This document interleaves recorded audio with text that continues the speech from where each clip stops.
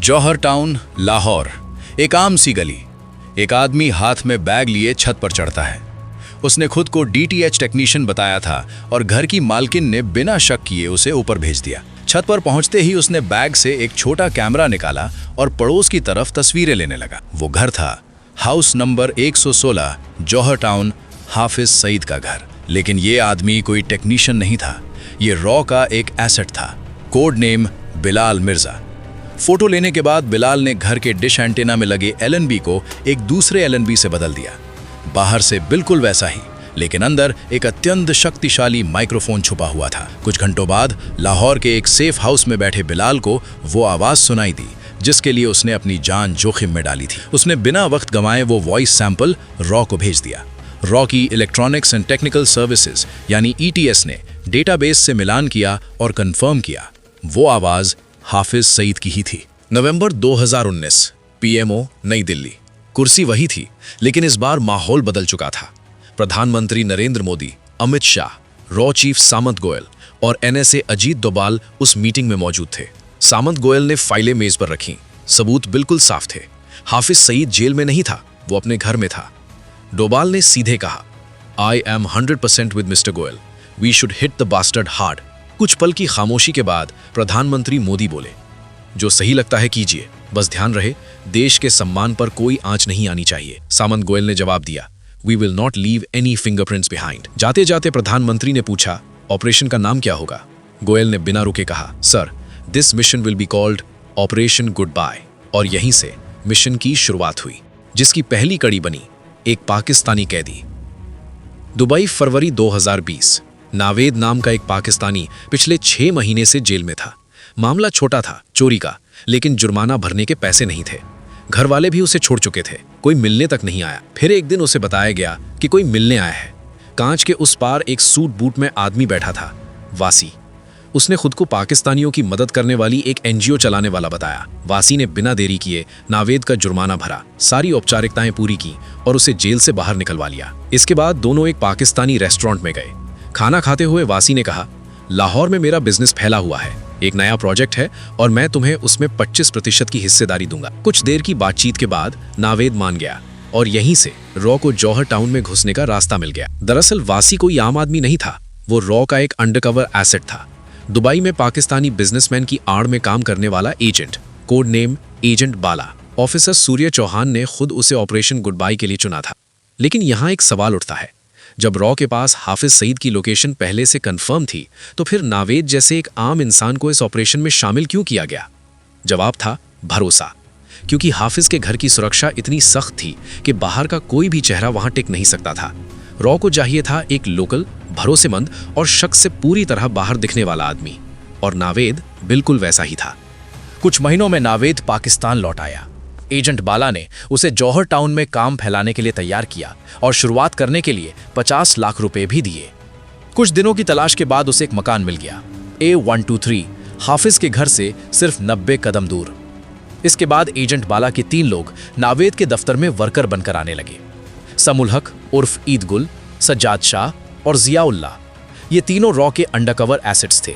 धीरे धीरे इन लोगों ने हाफिज सईद की हर छोटी बड़ी गतिविधि पर नजर रखनी शुरू कर दी। कौन सी गाड़ी कब निकलती है, कितने सुरक्षाकर्मी तैनात हैं, वो नमाज किस वक्त पढ़ता है और रात को घर की आखिरी रोशनी कब बुझती है, हर जानकारी सीधे दिल्ली तक पहुंचने लगी। समय के साथ नावेद की कंस्ट्रक्शन कंपनी को आसपास के इलाकों में काम मिलने लगा और एक दिन उसे हाफिज के घर के अंदर दीवार का प्लास्टर बदलने का काम भी मिल गया और यही था असली प्रवेश। लेकिन हाफिज सईद की सुरक्षा इतनी कड़ी थी कि एजेंट्स को कुछ करने का मौका ही नहीं मिला और ऑपरेशन बिना शोर के आगे बढ़ता रहा। सितंबर 2020 में एजेंट बाला को एक और मौका मिला। नावेद ने बताया कि उसे एक 6 मंजिला बिल्डिंग का अधूरा कंस्ट्रक्शन काम मिला है। एजेंट बाला की आंखों में चमक आ गई।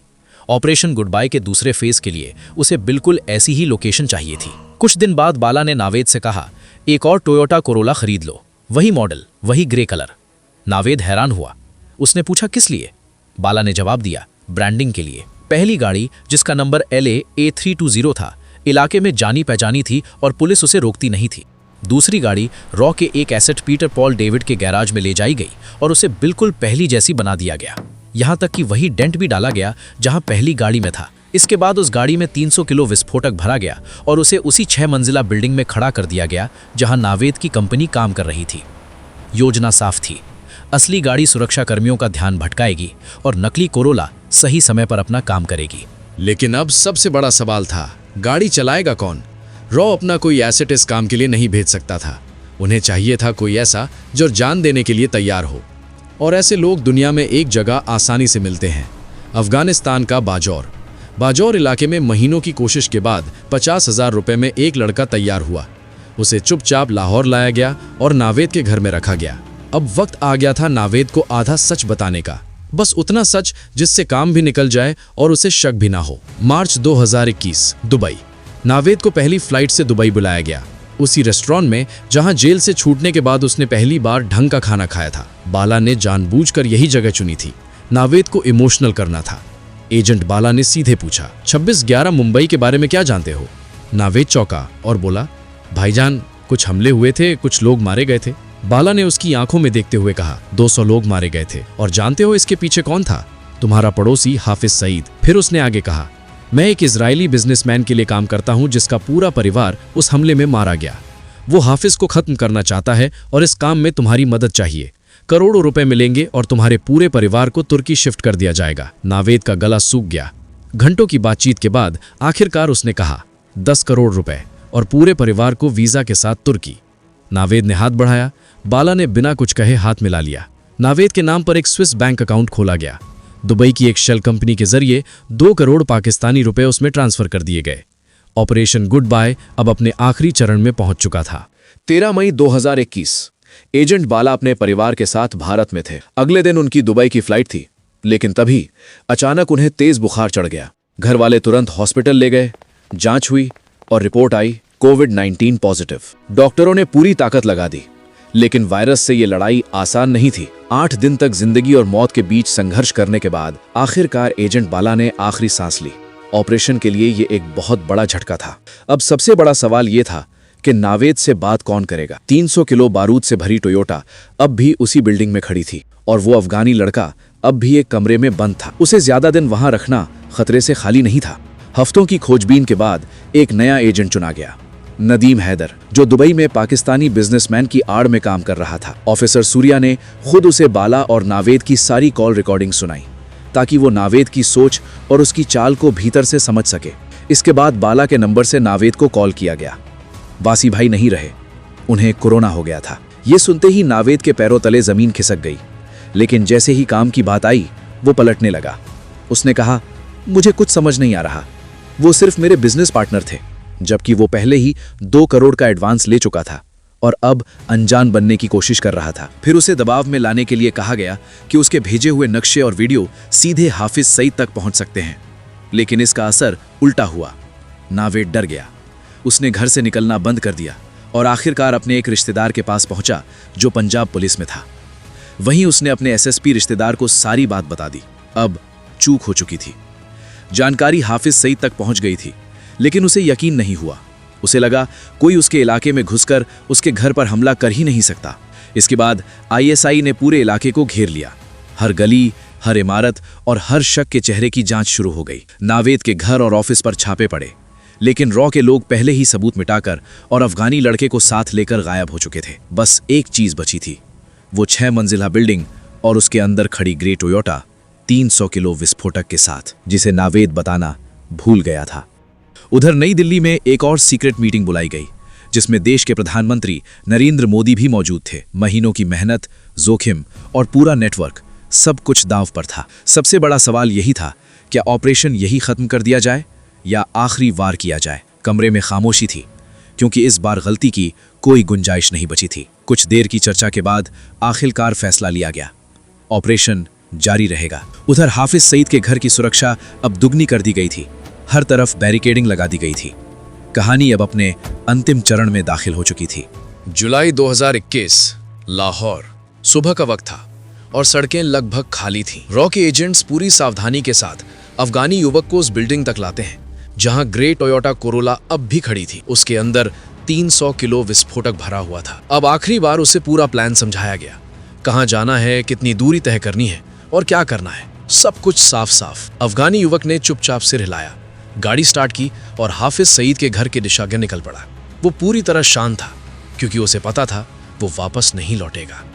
गाड़ी तेज रफ्तार से सड़क पर दौड़ने लगी और हर सेकंड उसे अपने 8वीं मंजिल के करीब ले जा रहा था। हाफिज के घर से कुछ दूरी पहले एक चेक पोस्ट था। ड्यूटी पर खड़े पुलिस कर्मियों की नजर उस गाड़ी पर पड़ी। उन्होंने हाथ उठाकर रुकने का इशारा किया, लेकिन गाड़ी नहीं रुकी।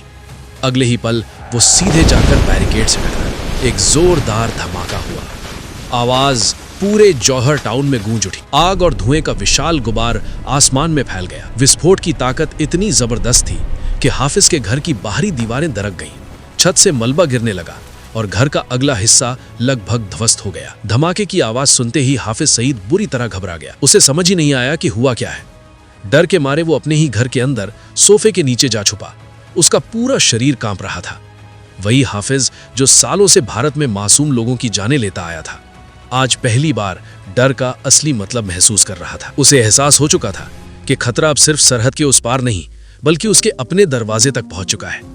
इस हमले में हाफिज सईद बच गया और इसी वजह से ऑपरेशन गुड बाय अपने अंतिम मकसद में पूरी तरह कामयाब नहीं हो पाया। लेकिन इस नाकामी के बावजूद एक बात बिल्कुल साफ हो गई थी। पाकिस्तान को उसी हाफिज सईद को, जिसे दुनिया की आंखों में धूल झोंकने के लिए सिर्फ दिखावे में जेल भेजा गया था, अब सच में जेल भेजना पड़ा। और वो हाफिज जो कल तक पाकिस्तान की सड़कों पर रैलियां निकालता था, भारतीय फौज को खुली ललकार देता था और खुद को अजेय समझता था, आज गुमनामी के अंधेरे में चूहे की तरह दुबका पड़ा है। पाकिस्तान में बैठे हर छोटे बड़े आतंकी तक एक संदेश पहुंच चुका था।